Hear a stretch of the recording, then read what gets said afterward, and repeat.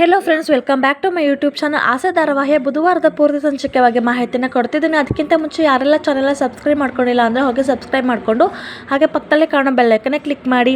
Friends, ಆಸೆ ಧಾರಾವಾಹಿಯ ಬುಧವಾರದ ಸಂಚಿಕೆ ಬಗ್ಗೆ ಹೇಳೋದಾದರೆ ಇಲ್ಲಿ ಸೂರ್ಯ ಬಂದು ಅಯ್ಯೋ ನನ್ನ ಹೆಂಡತಿ ದುಡ್ಡು ಕೊಡ್ತಿಲ್ಲ ಅಂತ ಹೇಳ್ತಾನೆ. ಅದಕ್ಕೆ ಅವ್ರ ಫ್ರೆಂಡ್ಸ್ ಎಲ್ಲ ಎಲ್ಲರೂ ಮನೇಲೂ ಇದೇ ರೀತಿ ಕಾಣೋ, ಮದುವೆಗೆ ಮುಂಚೆ ನಾವೆಲ್ಲ ಎಷ್ಟು ಚೆನ್ನಾಗಿರ್ತೀವಿ, ಮದುವೆ ಆದಮೇಲೆ ಹೆಂಡತಿದಿರ್ದು ಇದೇ ಕಾಟ ಅಂತ ಹೇಳಿದಾಗ ಸೂರ್ಯ ನಮ್ಮ ಮನೇಲೂ ಕೂಡ ಅದೇ ರೀತಿ ಆಗಿದೆ. ನನ್ನ ಹೆಂಡತಿಗೆ ನನ್ನ ಫ್ರೆಂಡು ಕಷ್ಟದಲ್ಲಿದ್ದಾರೆ, ದುಡ್ಡು ಕೊಡು ಅಂತ ಕೇಳಿದ್ರೆ ನಿಮ್ಗೆ ಯಾಕ್ರೆ ಬೇರೆಯವ್ರದ್ದು ಉಸ್ತುವಾರಿ ಅಂತ ಬೈದ್ಬಿಟ್ಲು ಅಂತ ಇಲ್ಲಿ ಸೂರ್ಯ ಹೇಳ್ತಾನೆ. ಅದಕ್ಕೆ ಅವ್ರ ಫ್ರೆಂಡ್ಸ್ ಎಲ್ಲ ಅಲ್ಲ ಕಣೋ, ಕುಡಿದು ಮನಗಿರೋನಿಗೆ ಬಡ್ದೆಪ್ಸಿ ನೀನೇ ದುಡ್ಡು ಕೊಡ್ತೀನಿ ಅಂತ ಹೇಳ್ದೆ, ಈಗ ನೀನೇ ದುಡ್ಡು ಕೊಡದೆ ಇದ್ರೆ ಹೇಗೆ ಚೆನ್ನಾಗಿರುತ್ತೆ ಹೇಳು. ನಂತರ ಸೂರ್ಯ ಸರಿ ನಾನು ಅರ್ಧ ದುಡ್ಡನ್ನಾದರೂ ಹೆಂಗಾದರೂ ಮಾಡಿ ಅಡ್ಜಸ್ಟ್ ಮಾಡ್ತೀನಿ, ನೀವು ಸ್ವಲ್ಪ ಅಡ್ಜಸ್ಟ್ ಮಾಡಿ ಅಂತ ಹೇಳ್ತಾರೆ. ಫ್ರೆಂಡ್ಸ್ಗಳೆಲ್ಲ ಸರಿಯಾಗಿ ನಿಮ್ಮ ಹತ್ರ ಎಷ್ಟೆಷ್ಟಿದೆ ಕೊಡಿ ಅಂತ ಹೇಳಿ ಎಲ್ಲನೂ ಕೂಡ ಟೋಟಲ್ ಮಾಡ್ತಿರ್ತಾರೆ. ಎಲ್ಲರೂ ಕೂಡ ಅಡ್ಜಸ್ಟ್ ಮಾಡಿ ತಗೋ ಸೂರ್ಯ, ಜಸ್ಟು 6,000 ಆಯಿತು ಅಷ್ಟೇ ಅಂತಾರೆ. ಅದಕ್ಕೆ ಸೂರ್ಯ ಹೆಂಗಾದರೂ ಮಾಡಿ ಅಡ್ಜಸ್ಟ್ ಮಾಡ್ರು ಅಂದಾಗ ಫ್ರೆಂಡ್ಸ್ ಹೇಳ್ತಾರೆ ಅಲ್ಲ ಕಣೋ, ಹೊರಗಡೆ ತಿರುಗಾಡೋ ಗಂಡಸ್ರದ್ದು ಕಷ್ಟ ಹೆಂಗಸರಿಗೆ ಏನು ಗೊತ್ತಿದೆ, ಈಗ ನೀನು ಚೇತನ್ಗೆ ಮಾತನ್ನ ಕೊಟ್ಬಿಟ್ಟಿದ್ಯಾ, ಅವನೇನಾದ್ರೂ ಅವ್ರ ಮನೆಯವ್ರ ಮುಂದೆಗಡೆ ಮಾತನ್ನ ತಪ್ಪುದ ಅಂತ ಅಂದ್ಕೊಳ್ಳಿ, ಅವ್ರಿಗೆ ಅವಮಾನ ಆಗುತ್ತೆ, ಮತ್ತೆ ದಿನ ಅದೇ ರೀತಿ ಕುಡ್ಕೊಂಬಂದು ಮಲ್ಕೋತಾನೆ, ನಿನಗೆ ಗೊತ್ತಲ್ಲ ಅವ್ನ ಬುದ್ಧಿ, ಹೇಗಾದರೂ ಮಾಡು ಅಡ್ಜಸ್ಟ್ ಮಾಡು ಪ್ಲೀಸ್ ಅಂತ ಅವ್ರ ಫ್ರೆಂಡ್ಸ್ ಎಲ್ಲ ಸೂರ್ಯನ ರಿಕ್ವೆಸ್ಟ್ ಮಾಡ್ತಾರೆ.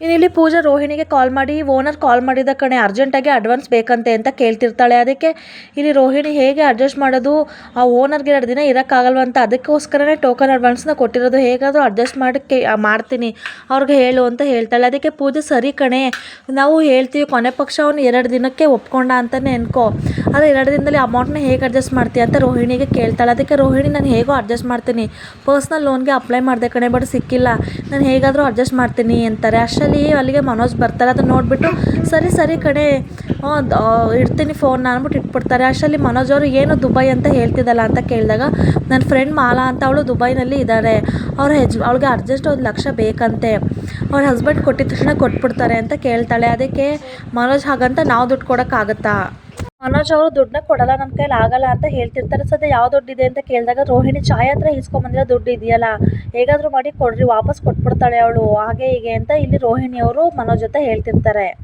ಅರ್ಥ ಮಾಡ್ಕೊ, ಫ್ರೆಂಡ್ಸ್ಗೆಲ್ಲ ಹಂಗೆಲ್ಲ ದುಡ್ಡನ್ನ ಕೊಡಬಾರ್ದು, ನಿನಗೆ ಅಂತ ಹೇಳು ನಾನು ಕೊಡ್ತೀನಿ, ಅಥವಾ ಕೆಲಸ ಡೆವಲಪ್ಮೆಂಟ್ಗೆ ಅಂತ ಹೇಳು ಕೊಡ್ತೀನಿ, ಅದೆಲ್ಲ ಇನ್ವೆಸ್ಟ್ಮೆಂಟು, ಅದು ಬಿಟ್ಬಿಟ್ಟು ಯಾರೋ ಫ್ರೆಂಡ್ಗೆಲ್ಲ ನಾನು ಕೊಡೋದಿಲ್ಲ ಅಂತ ಹೇಳ್ತಾನೆ. ಅದಕ್ಕೆ ಯಾಕೆ ಛಾಯಾ ದುಡ್ಡೆಲ್ಲ ಎತ್ಕೊಂಡು ಓಡೋದ್ಲಲ್ಲ, ನೀನು 27 ಲಕ್ಷ ಅವಳಿಗೆ ಕೊಟ್ಟಿದ್ದಲ್ಲ, ಆವಾಗ ನಿನಗೆ ಫ್ರೆಂಡ್ಸು ಅಂತ ಲೆಕ್ಕಕ್ಕೆ ಬರಲಿಲ್ವಾ ಅಂತ ಬೈತಾಳೆ. ಆಯಿತು ಆ ದುಡ್ಡನ್ನ ವಾಪಸ್ ಬಂತಲ್ಲ ಬಿಡು ಅಂತ ಹೇಳ್ತಾನೆ. ಅದಕ್ಕೆ ವಾಪಸ್ ಬಂದಿದ್ದಲ್ಲ, ನಾನು ಹೆಂಗಾದರೂ ಮಾಡಿ ಈಸ್ಕೊಳೋಣ ಅಂತ ಅವಳನ್ನ ಹಿಡಿದು ವಸೂಲಿ ಮಾಡಿದ್ದು ಅಂತ ಬೈತಾಳೆ.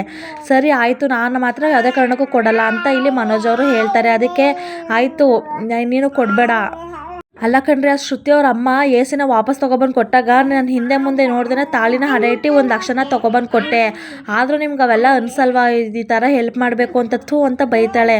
ನೀನು ಏನೇ ಮಾಡು ನಾನು ಯಾವುದೇ ಕಾರಣಕ್ಕೂ ಕೊಡಲ್ಲ ಕಣೆ, ಏನು ಮಾಡ್ಕೋತೆ ಮಾಡ್ಕೊ ಅಂತ ಮನೋಜ್ ಅವರು ಅಲ್ಲಿಂದ ಸುಮ್ಮನೆ ಹೊರಟೋಗ್ತಾರೆ. ಫ್ರೆಂಡ್ಸ್, ಇನ್ನು ಇಲ್ಲಿ ಸೂರ್ಯ ಅವರು ಓಡಾಡ್ತಿರ್ತಾರೆ. ಅದನ್ನು ನೋಡಿಬಿಟ್ಟು ಸೂರ್ಯನ ತಮ್ಮದಿರು ಇಬ್ಬರು ಕೂಡ ಬರ್ತಾರೆ. ಬಂದ್ಬಿಟ್ಟು ಏನಾಯಿತು ಸೂರ್ಯ ಹಿಂಗೆ ಓಡಾಡ್ತಿದ್ಯಾ ಅಂತ ವಿಚಾರಿಸಿದಾಗ ಸೂರ್ಯ ಈ ರೀತಿ ದುಡ್ಡಿನ ವಿಷಯಕ್ಕೆ ಹಿಂಗಾಯಿತು ಕಣೋ, ನನಗೆ ಎಮರ್ಜೆನ್ಸಿ ದುಡ್ಡು ಬೇಕು, ನೀನಾದರೂ ಕೊಡೋ ಅಂತ ಕೇಳ್ತಾನೆ ಶ್ರುತಿ ಗಂಡನ. ಅದಕ್ಕೆ ಇಲ್ಲಿ ರೋಹಿಣಿ ಅವ್ರ ಯಜಮಾನ್ರು ಹೇಳ್ತಾರೆ ಹಂಗೆಲ್ಲ ಕಂಡ್ಕೊಂಡವ್ರಿಗೆ ದುಡ್ಡು ಕೊಡಬಾರ್ದು ಕಣೋ, ಫ್ರೆಂಡ್ಸ್ ವಿಚಾರಕ್ಕೆ ನಮಗೂ ರೋಹಿಣಿಗೂ ಇದೇ ವಿಚಾರಕ್ಕೆ ಜಗಳ ಆಯಿತು, ಅದಕ್ಕೆ ನಾನು ಹೊರಗಡೆ ಬಂದೆ ಅಂತ ಹೇಳ್ತಾರೆ. ಇನ್ನು ಇಲ್ಲಿ ರೋಹಿಣಿ, ಶ್ರುತಿ ಮತ್ತು ಮೀನಾ ಇದೇ ವಿಚಾರಕ್ಕೆ ಮಾತಾಡ್ತಿರ್ತಾರೆ. ಇಲ್ಲಿ ಶ್ರುತಿ ಅವ್ರನ್ನ ಕೇಳ್ತಾಳೆ, ರೋಹಿಣಿ 1 ಲಕ್ಷ ಇದ್ದರೆ ಕೊಡಿ, ನನ್ನ ಫ್ರೆಂಡ್ಗೆ ಅರ್ಜೆಂಟ್ ಬೇಕಾಗಿತ್ತು ಅಂತ. ಅದೇ ವಿಚಾರಕ್ಕೆ ಇಲ್ಲಿ ಮೀನಾ ಕೂಡ ಹೇಳ್ತಿರ್ತಾಳೆ, ನನ್ನ ಫ್ರೆಂಡ್ಗೆ ಅಂತ ಹೇಳ್ತಿರಲ್ಲ, ಯಾಕೆ, ಏನು, ಯಾವ ಕೆಲಸಕ್ಕೆ ಅಂತ ಗೊತ್ತಾಗಬೇಕು. ಅದಕ್ಕೆ ರೋಹಿಣಿ, ನೋಡು ಮೀನಾ, ನಾನು ನಿನ್ನ ಹತ್ರ ಮಾತಾಡ್ತಿಲ್ಲ, ನಾನು ಮಾತಾಡ್ತಿರೋದು ಶ್ರುತಿ ಹತ್ರ ಅಂತ ಹೇಳಿದಾಗ ಮೀನಾ ಅವರು ನಾನು ನಿನ್ನ ಜೊತೆ ಹೇಳಲಿಲ್ಲ, ನಾನು ಒಪಿನಿಯನ್ನ ನಾನು ಹೇಳಿದೆ ಅಂತ ಇಬ್ಬರು ಕಿತ್ತಾಡ್ತಿರ್ತಾರೆ. ಅದಕ್ಕೆ ಶ್ರುತಿ ಅವರು ಸ್ವಲ್ಪ ಸುಮ್ಮನಿರಿ. ಅದಕ್ಕೆ ಮೀನಾ, ಅಲ್ಲ ಅನಾವಶ್ಯಕವಾಗಿ ಖರ್ಚು ಮಾಡ್ತಾರೆ ಅಂದರೆ ಆ ದುಡ್ಡನ್ನ ನಮ್ಮ ದುಡ್ಡನ್ನ ನಾವೇನಕ್ಕೆ ಕೊಡಬೇಕು ಅಂತ ಇಲ್ಲಿ ಮೀನಾ ಹೇಳ್ತಿದ್ರೆ, ಈ ಕಡೆ ಸೂರ್ಯ ಅಲ್ಲ ಇನ್ನು ಕೈಗೆ 1 ಫಾರಮ್ ಕೊಟ್ಬಿಟ್ಟು ನಾವೇನಕ್ಕೆ ಖರ್ಚು ಮಾಡ್ತಿದ್ದೀವಿ ಅಂತ ಹೇಳಿಬಿಟ್ಟು ಕೊಡಬೇಕಾ. ಅದಕ್ಕೆ ಮನೋಜ್, ಹೌದು ಹಾಗೇ ಕೊಡಬೇಕು, ಇಲ್ಲ ಅಂತಂದರೆ ಬೇಡದೇ ಇರೋ ವಿಷಯಕ್ಕೆಲ್ಲ ಸುಮ್ಮನೆ ನಮ್ಮ ದುಡ್ಡನ್ನ ಎತ್ತಿ ಕೊಡೋಕ್ಕಾಗುತ್ತಾ ಅಂತ ಮನೋಜ್ ಅವ್ರು ಅಂತಾರೆ. ಇನ್ನು ಇಲ್ಲಿ ರೋಹಿಣಿ ಅವ್ರು ಹೇಳ್ತಾರೆ, ನೋಡು ನಮಗೆ ಬೇಡದೇ ಇರೋ ಖರ್ಚಾಗಿರ್ಬೋದು, ಆದರೆ ಅವ್ರಿಗೆ ಬೇಕಾಗಿರೋ ಖರ್ಚಾಗಿರುತ್ತೆ, ನಮ್ಮ ಕೈಲಿದ್ರೆ ಕೊಡಬೇಕು, ಇಲ್ಲ ಅಂತಂದರೆ ಸುಮ್ಮನಿರಬೇಕು, ಎನ್ಕ್ವೈರಿ ಮಾಡೋದಕ್ಕೆ ಬರಬಾರ್ದು ಅಂತ ಮೀನಿಂಗೆ ಹೇಳ್ತಿರ್ತಾಳೆ. ಅದಕ್ಕೆ ಶ್ರುತಿ ಅವ್ರಿಗೆ ಇದು ಕನೆಕ್ಟ್ ಪಾಯಿಂಟ್ ಅಲ್ವಾ ಅಂತಾರೆ. ಇನ್ನು ಇಲ್ಲಿಗೆ ಬಂದರೆ ಸೂರ್ಯ ಅವರು, ಈಗ ನಾವೇನಾದರೂ ರೋಡಲ್ಲಿ ಬರ್ತಿರ್ಬೇಕಾದ್ರೆ ಆಕ್ಸಿಡೆಂಟ್ ಆಗಿ ಅವ್ನಿಗೆ ಬ್ಲಡ್ ಹೋಗಿ ಎಮರ್ಜೆನ್ಸಿ ಆಗಿರುತ್ತೆ, ಆವಾಗ ಹೋಗ್ಬಿಟ್ಟು ಆಕ್ಸಿಡೆಂಟ್ ಆಯ್ತಾ, ಇದೇನು ಬ್ಲಡ್ ಅಥವಾ ಕೆಚಪ್ಪಾ ಅಂತ ಕೇಳೋಕ್ಕಾಗುತ್ತೇನೋ. ಅದಕ್ಕೆ ಶ್ರುತಿಯವರ ಯಜಮಾನರು ಕರೆಕ್ಟು ಸೂರ್ಯ ಹೇಳೋದ್ರಲ್ಲೂ ಒಂಥರ ನ್ಯಾಯ ಇದೆ ಅಂತ ಹೇಳ್ತಾನೆ.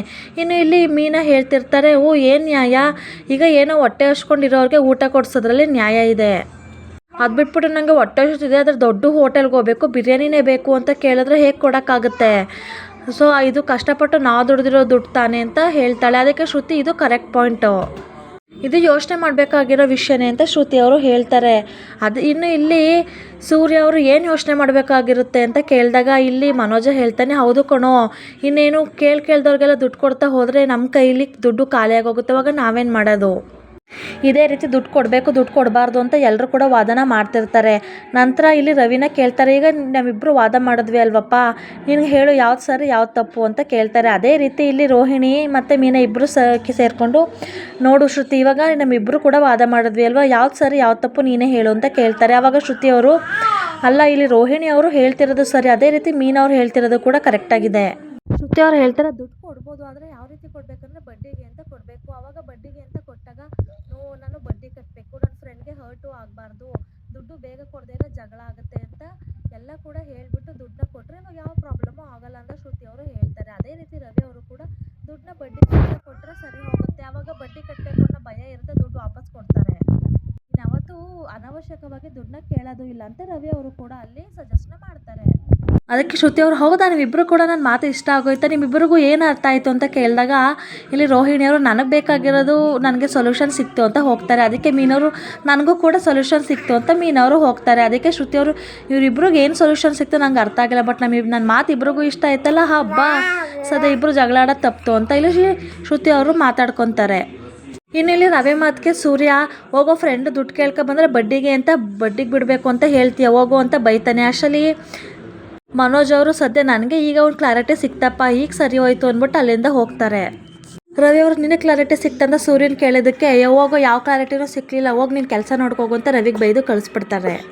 ಇನ್ನಿಲ್ಲಿ ರೋಹಿಣಿ ಅವರು ಕೂತಿರ್ತಾರೆ. ಮನೋಜ್ ಅವರು ಅಲ್ಲಿಗೆ ಬಂದ್ಬಿಟ್ಟು ಇನ್ನೂ ಕೋಪ ಹೋಗಿಲ್ವಾ ಅಂತ ಕೇಳಿದಾಗ, ಅಯ್ಯೋ ನನಗೆ ಒಳ್ಳೆ ಗಂಡ ಸಿಕ್ಕಿದ, ನಾನು ಹೇಳ್ದಂಗೆಲ್ಲ ಕೇಳ್ತೀನಿ ಅದಕ್ಕೆ ಅಂತ ಇಲ್ಲಿ ರೋಹಿಣಿ ಅವರು ಬೈತಾರೆ.